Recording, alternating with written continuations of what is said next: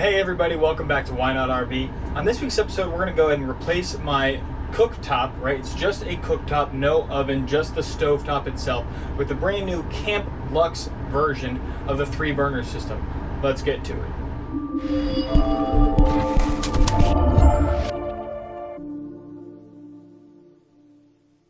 Remember, if you want to learn more and make less mistakes while RVing, be sure to hit that subscribe button, drop a like and a comment down below. I appreciate it.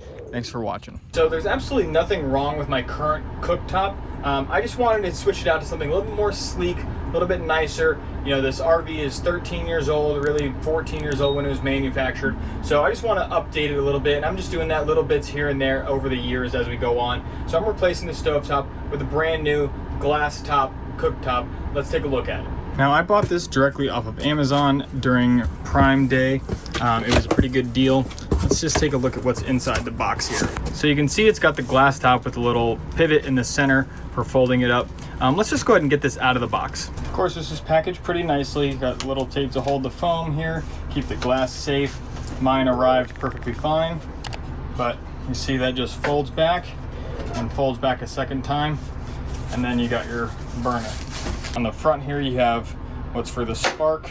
You have the back left, front middle, and back right, which I think are 3 different BTUs. I think this front one is the highest burner. I'll drop the details of that here in the video screen, but this is a very basic install. It's just a gas line and then a little bit of 12 volt because there's some lights and stuff. But let's go ahead and take a look. On the back, obviously we just have the gas line that comes with an elbow on it, and then we have our 12 volt positive and negative. Let's first start by uninstalling the old unit. This should be pretty simple. It should just be a gas line, maybe 12 volts already to it. I'm not even sure. Let's just take it apart and find out. Obviously, biggest safety thing, number 1, turn off propane and then go ahead and drain out the line. So I'm going to turn off my propane and let this burner just burn out whatever excess gas is in the line.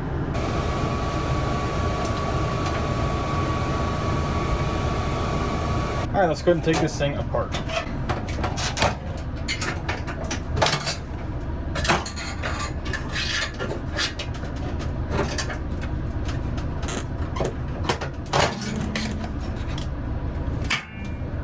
Now my top's off, I can go ahead and disconnect the mounting screws on all 4 sides.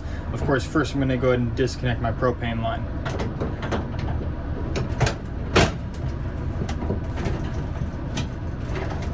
Okay, with the propane line out, I can go ahead and disconnect my 4 mounting screws.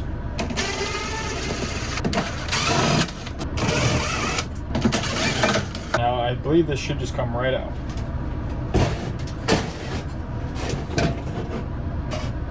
Now that I have the old stovetop removed, first thing I'm going to do is get this gas line bent down, because this one has it coming in from the bottom, kind of at a 90. So I'm going to go ahead and get that bent down and out of the way. And I also have to figure out 12 volt. Now I don't need to have the 12 volt. The 12 volt that's on it is just for the lights on the knobs, but I'm going to look and see if there's some 12 volt somewhere nearby that I can just tap into. If not, run it right over from my battery bank and just get a little bit of a line going over here.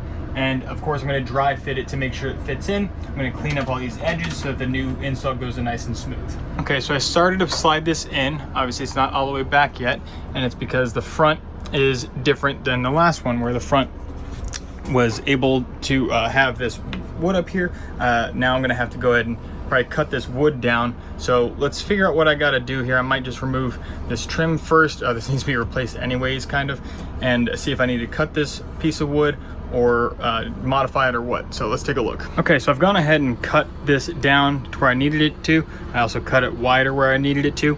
It now slides in. I also went ahead and tapped in to the positive and negative that's right off of my furnace, and gave myself 2 extra wires, so I got a positive and a negative. I only had black wire. I suggest doing 2 different color wires so you don't get them crossed, but positive and negative.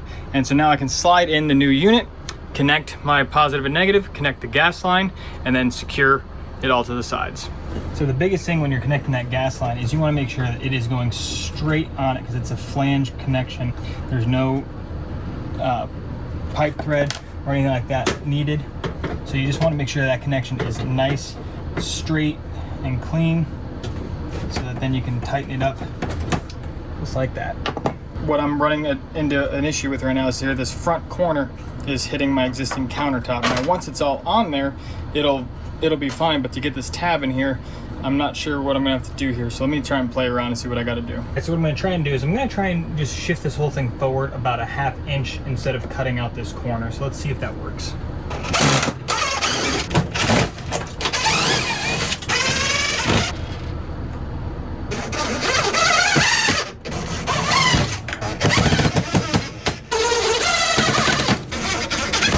I want to make sure that my gas line is not leaking. So I'm going to go ahead and turn my propane on.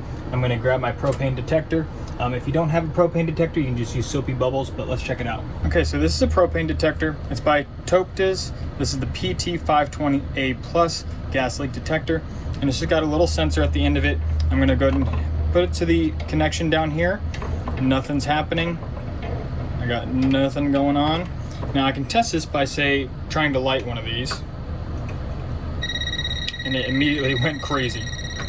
So it detects the propane and there's nothing going on back here. If you don't already have a propane detector, these are pretty cheap. Again, I'm not sure the exact price. I'll drop a link in the description down below, and I'll even put a price up here right now, but they're not that expensive and they're right on Amazon. And as an RV owner, with the furnace, with your water heater, with your stovetop, with your oven if you got one, depending on what else you have in the coach, some people have other forms of gas heat, flooring heat, aqua hot, this, that, and the third, generators.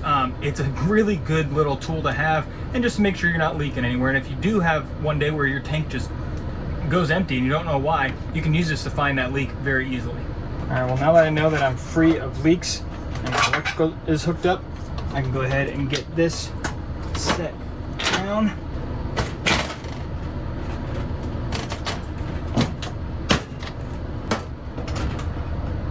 And now look at that upgrade.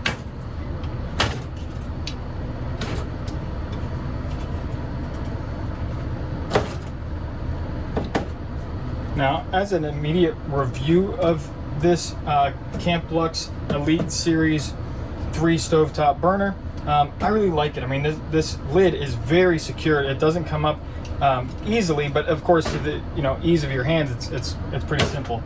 And it goes down. It's nice and secure. You got a nice clean glass top, and then when you open it up, you got a very nice clean cooking area. It's a lot.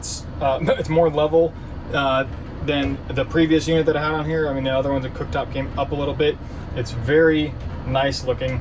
Lights very easily.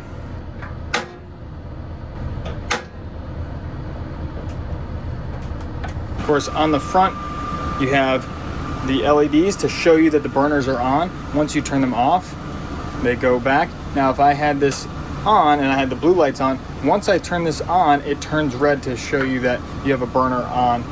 So I'm probably just gonna leave it off. I don't like a lot of ambient light myself, but if you like a little ambient light, it has that blue light feature.